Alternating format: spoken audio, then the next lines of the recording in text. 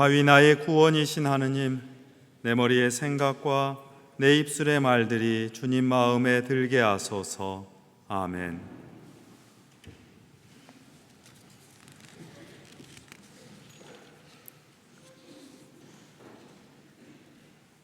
여러분은 2002년 한국과 일본에서 함께 열렸던 월드컵 경기를 기억하시는지요? 17년 전 일을 되새기면 여러분은 그때로 시간 여행을 해서 그만큼 젊어지시는 겁니다.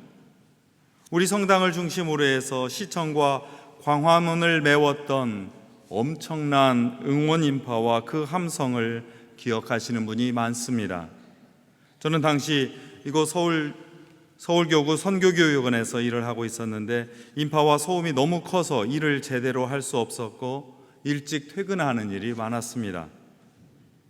그러나 밝고 즐거운 응원에서 나온 환호성이라서 그런지 그렇게 시끄럽다고 느낀 적이 없었습니다. 슛이 빗나가거나 상대방에게서 골을 먹을 때 나오는 안타까운 한숨이 그렇게 절망스럽게 들리지도 않았습니다. 오히려 그 안에서 우리는 꿈은 이루어진다는 말에 희망을 담아서 함께 즐기고 서로 마주보며 기뻐했기 때문입니다. 그 이후로 시청 앞과 광화문 사거리는 사람이 모여서 즐거움을 나누고 꿈을 이루자는 행사가 늘 열리는 곳이 되기도 했습니다. 그런데 약삭빠른 사람들은 모든 행사를 광장에 불러 모아서 한 주가 멀다 하고 새로운 행사 천막을 바꿔치고 여름에는 물놀이장, 겨울에는 아이스 스케이트장을 만들어서 사람을 끌어모으려고 하고 있습니다. 번쩍이는 스크린과 하늘 높이 매달린 고성능 스피커의 기계음과 고막을 찢을 듯한 그 소리로 사람의 이목을 끌기도 했습니다.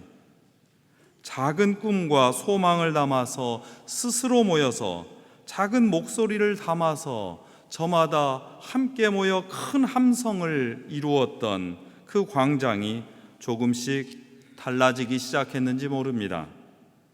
함께 마주해서 즐겁게 나누려던 소망이 최근에는 거친 얼굴로 우악스럽게 무엇인가를 요구하는 그런 욕망으로 변질되는 그런 세월이었는지도 모릅니다. 같은 얼굴이라 하더라도, 같은 음성이라 하더라도 그 표정과 말을 살피면 분명히 구별할 수 있습니다. 그것이 기쁜 소망인지 아니면 분노하는 욕심인지 식별할 수 있습니다. 어떤 사람의 요구와 주장이 귀 기울일 만하게 정의롭고 정당한 것인지는 그 근거와 논리를 찬찬히 따져봐서도 알 수 있지만 좀 더 쉽게 알아보는 방법이 있습니다. 그 표정과 말에 진지한 간절함보다는 분노가, 그 안에 사랑보다는 미움이, 그 안에 존중보다는 무례가 서려 있다면 그것은 바른 소망이 아닙니다. 분노와 미움과 무례는 신앙의 일이 아니며 오히려 자기 욕심의 표현일 뿐입니다. 오늘 우리는 성서를 통해서 간절한 소망과 포기할 수 없는 진념의 기도를 만납니다. 신앙인의 기도와 소망은 어때야 하는지, 어떻게 이루어지는지를 깨달아 달라는 그런 부탁이 담긴 이야기입니다. 과부와 재판관이 등장하는 예수님의 비유 이야기는 우리가 너무도 잘 알고 있습니다. 그러나 읽는 방식에 따라서 전혀 다른 의미가 펼쳐집니다. 소망을 세워서 끊임없이 기도하면 다 이루어준다는 식으로 풀이하면 오히려 이 비유 이야기에 담긴 깊은 뜻이 살아남지 않습니다. 아니, 그런 주장이라면 예수님께서 이런 이야기를 하실 필요도 없고 우리가 이곳에 모여서 이 비유 이야기를 들을 필요도 없습니다.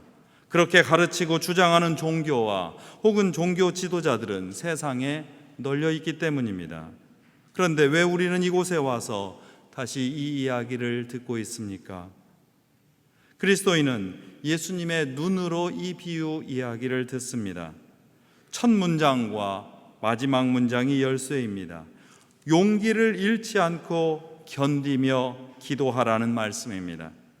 이렇게 하면 정의롭지 못한 재판관도 결국 정의로운 판단을 내리고 억울한 과부도 삶의 제자리를 찾게 된다는 그런 뜻입니다.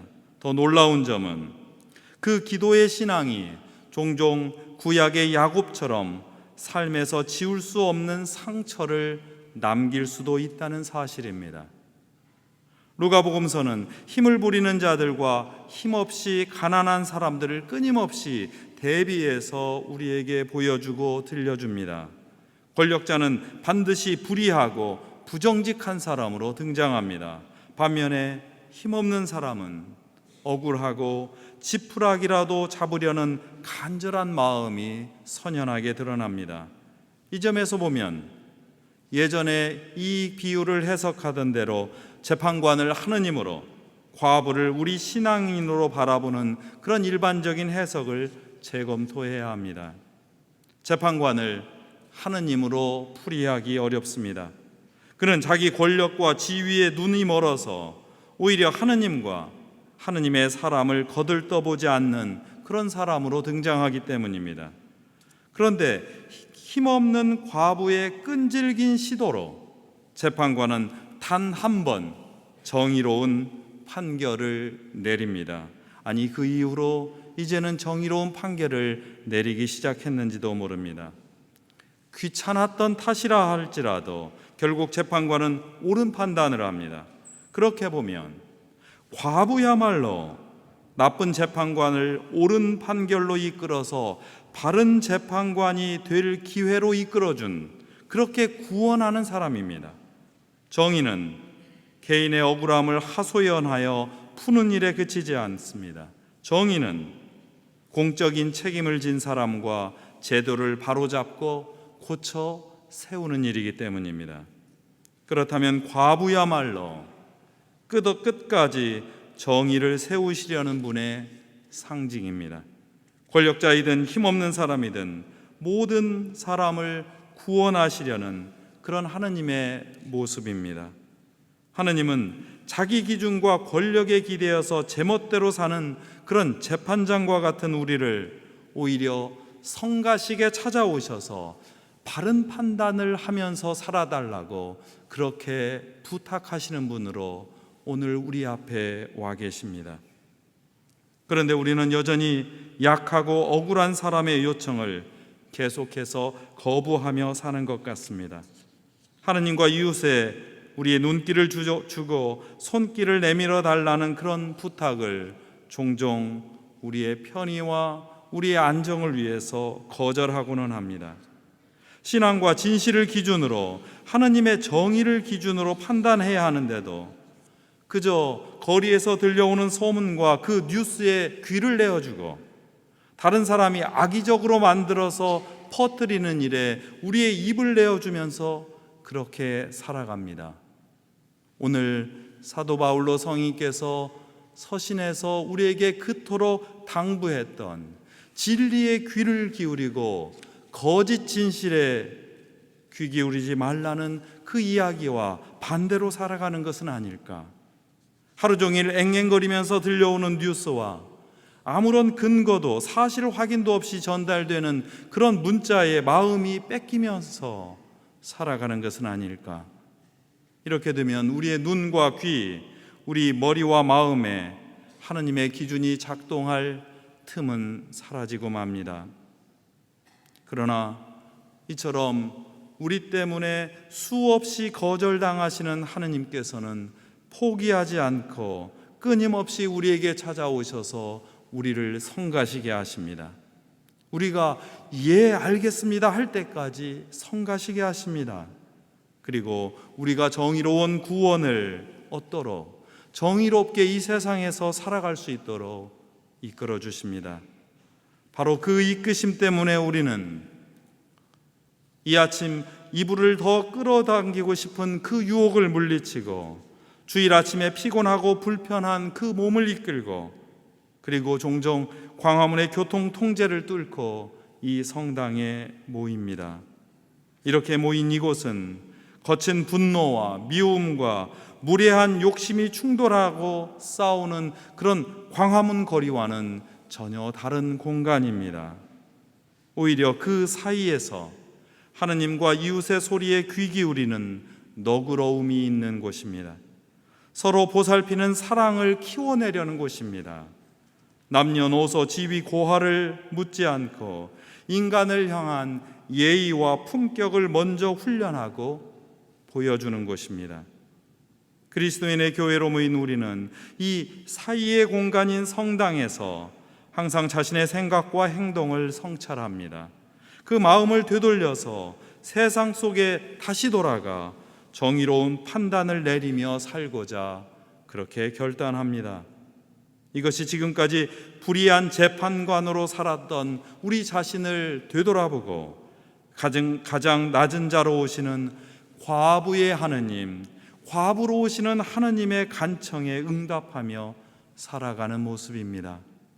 이때라야 우리는 구약성서의 야곱처럼 인내로 기도하여 하느님의 축복을 얻을 수 있습니다.